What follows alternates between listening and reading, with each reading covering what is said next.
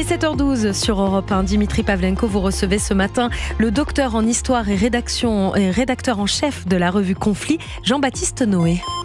Bonjour Jean-Baptiste Noé. Bonjour. Bienvenue sur Europe 1. Votre dernier ouvrage, Le déclin d'un monde, géopolitique des affrontements et des rivalités, c'est paru chez L'Artilleur. Hassan Nasrallah, le chef religieux du Hezbollah depuis 92, est donc mort vendredi, tué par une frappe israélienne alors qu'il était en réunion avec d'autres commandants du Hezbollah dans un bunker 20 mètres sous terre dans le sud de Beyrouth. La mort de Hassan Nasrallah, Jean-Baptiste Noé, qu'est-ce que ça représente au tableau de chasse des Israéliens selon vous ? C'est un très beau coup technique et politique. C'est le fruit d'une traque importante depuis plusieurs semaines et ça montre aussi qu'Israël a repris la main. Il y a eu l'humiliation du 7 octobre.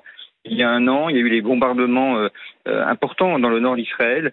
Et là, Israël a réussi à décapiter l'un de leurs principaux opposants et une milice qui a déclaré Israël comme son ennemi principal depuis plusieurs années. Alors, la mort de Hassan Nasrallah, on peut dire que c'est la cerise sur le gâteau d'une campagne militaire assez impressionnante qui a débuté maintenant il y a une dizaine de jours avec les attaques au Beeper. Et alors, on est un peu surpris puisque le Hezbollah était quand même présenté comme l'organisation armée non étatique la plus puissante de la planète, avec un outil militaire complet, beaucoup plus puissant en tout cas que le Hamas. Est-ce qu'on n'aurait pas surestimé le Hezbollah, Jean-Baptiste Noé ?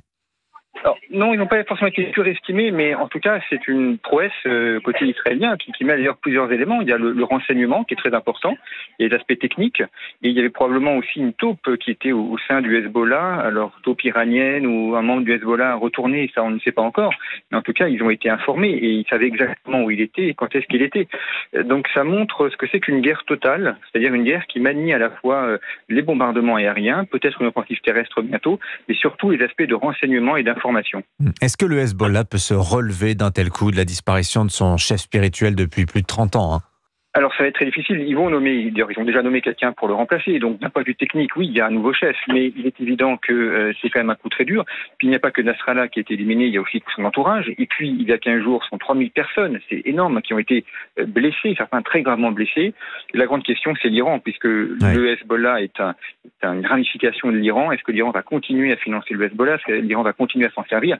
C'est là, en fait, aujourd'hui que tous les regards se tournent. C'est Téhéran qui a les solutions et qui a les clés de l'avenir. Alors justement, vous avez tout à fait raison. Le donneur d'ordre, c'est l'Iran. D'ailleurs, un général iranien a été tué dans le bunker vendredi soir où se trouvait Hassan Nasrallah.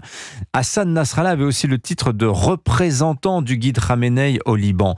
Quelles sont les options pour Téhéran, selon vous, qui fait preuve d'une relative passivité? On a presque l'impression que les Iraniens ont ordonné au Hezbollah de rester l'arme au pied face à Israël depuis une dizaine de jours. Oui, ça c'est un point important. Alors on ne peut pas prévoir l'avenir, mais on peut émettre plusieurs hypothèses. On voit quand même que depuis un an, l'Iran est sur la retenue. Ils ont attaqué Israël, mais ils ont informé avant, quand ils ont envoyé des missiles cet été. Effectivement, l'année dernière, on craignait l'attaque massive du Hezbollah et l'Iran a été plutôt un facteur de conciliation. Donc on voit que l'Iran évite pour l'instant une escalade, évite pour l'instant d'augmenter l'affrontement, ce qui est plutôt bon signe, évidemment, pour la paix dans la région. On ne sait pas encore ce qu'ils vont faire. La question aussi, c'est est-ce qu'ils en ont les moyens ? Et ça passe peut-être par l'arme nucléaire, et là, ça pourrait être inquiétant. C'est-à-dire que l'Iran pourra peut-être développer davantage, voire accéder à l'arme nucléaire et peut-être modifier sa doctrine en la matière.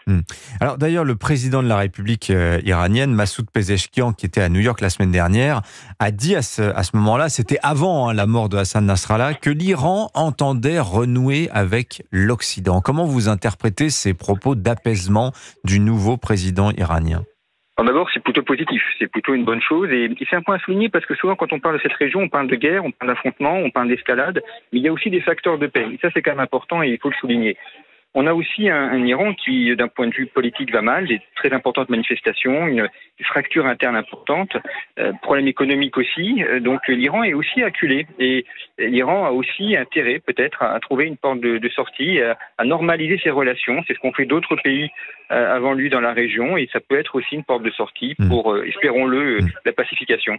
Bon, si on dézoome un petit peu maintenant, Jean-Baptiste Noé, on voit que les Israéliens avaient assassiné aussi Ismaël Haniyeh, l'un des chefs militaires importants du Hamas au mois de juillet à Téhéran. Il y a eu maintenant la mort de Hassan Nasrallah. On en est où aujourd'hui militairement ? Est-ce qu'il faut s'attendre à une opération terrestre israélienne ? Et comment va Israël aujourd'hui après un an d'efforts de guerre ? Alors, il y aura probablement une opération terrestre. On ne sait pas encore quelle mesure elle prendra, quelle ampleur elle prendra, notamment pour contrôler le sud du Liban, donc le nord d'Israël, et ainsi protéger la population israélienne d'attaques de roquettes. Est-ce qu'ils iront plus loin? Ça, je ne sais pas, mais Israël garde quand même un mauvais souvenir de son intervention, notamment à Beyrouth, qui avait été très difficile. Donc, on n'imagine pas Israël se lancer dans une occupation longue du terrain. Et puis, vous l'avez souligné, il y a la question de l'acceptabilité, de la durabilité de la guerre. Une guerre, ça coûte très cher. Israël a une armée tout à fait performante, mais qui utilise beaucoup de réservistes. Quand les réservistes font la guerre, eh bien, ils ne travaillent pas. Donc, ça pénalise aussi l'économie israélienne. Et c'est là un autre enjeu de la situation. C'est combien de temps Israël peut tenir dans une guerre de haute intensité. Merci beaucoup Jean-Baptiste Noé. Je rappelle que vous êtes le rédacteur en chef de la revue Conflit. Votre dernier ouvrage, donc Le déclin d'un monde, géopolitique des affrontements et des rivalités, c'est paru chez L'Artilleur. Bonne journée à vous.